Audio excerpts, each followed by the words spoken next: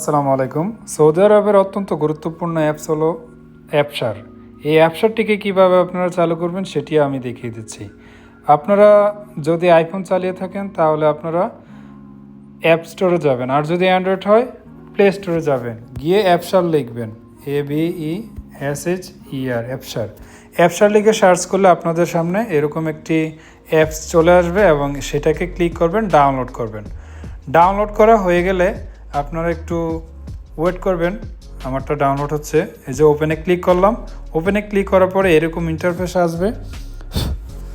তারপরে এখানে log in option দেখতে পারবেন, নিচে অনেকগুলো অপশন দেখতে পারবেন। আপনারা লগ ইনে ক্লিক করবেন। লগ ইনে ক্লিক করার পরে আপনারা যদি সৌদি আরবে অলরেডি অ্যাপসার চালু করে রাখেন, আপনারা লগ ইনের ক্ষেত্রে আজকের এই কাজটি। আর যদি আপনারা চান যে সৌদি আরবে নতুন এসেছেন, কিভাবে শুরু করতে চান, কিভাবে শুরু করবেন, কিভাবে সব কিছু সেট আপ করবেন, এইটা সম্পর্কে ভিডিও চাইলে অবশ্যই কমেন্টের মাধ্যমে জানাবেন, আমি ভিডিও নিয়ে আসবো ইনশাল্লাহ। আপনারা এখানে লগ ইনে ক্লিক করার পরে এই যে দেখেন, লগ ইনে ক্লিক করার পরে এখানে আপনাদের ইকামা নাম্বারটি দিয়ে দিবেন।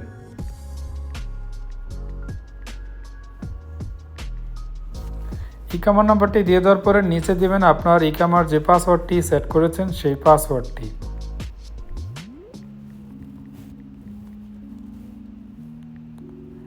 সেই পাসওয়ার্ডটি দিয়ে দেওয়ার পরে আপনারা লগ ইনে ক্লিক করবেন। লগ ইনে ক্লিক করার পরে আপনাদের মোবাইল নম্বরে একটি নোটিফিকেশন যাবে 4 সংখ্যার কোড, সেটিকে দিয়ে দিবেন। এখানে আমার চাচ্ছে ইনাবল ফেস আইডি। আমি যদি এরপর থেকে এরকম বারবার পাসওয়ার্ড দিয়ে লগ ইন করতে না চাই, বারবার এরকম সময় অপচয় করতে না চাই, তাহলে আমি ইনাবল ফেস আইডি ক্লিক করব। এটা আমার আইফোনের ক্ষেত্রে। আর আপনারা এই জায়গায় আসবে বায়োমেট্রিক ইনাবল, তো আপনারা সেটাকে ইনাবল করে দিবেন। আমি আমার ফেস আইডিটাকে ইনাবল করে দিলাম। এখন থেকে আমি যতবারই অ্যাপসারে ক্লিক করব ততবারই আমার পাসওয়ার্ড লাগবে না, কোনো কোড আসবে না, কিছুই আসবে না।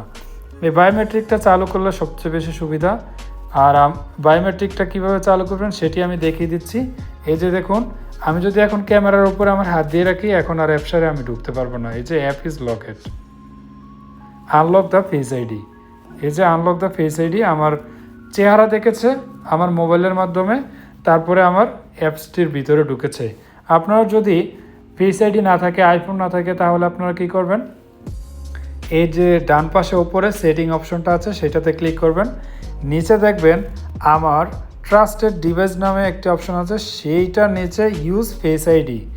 এইটার জায়গায় আপনাদের থাকবে, যদি ফিঙ্গারপ্রিন্ট থাকে আপনাদের মোবাইলে ফিঙ্গার, তাহলে এখানে লেখা আসবে বায়োমেট্রিক।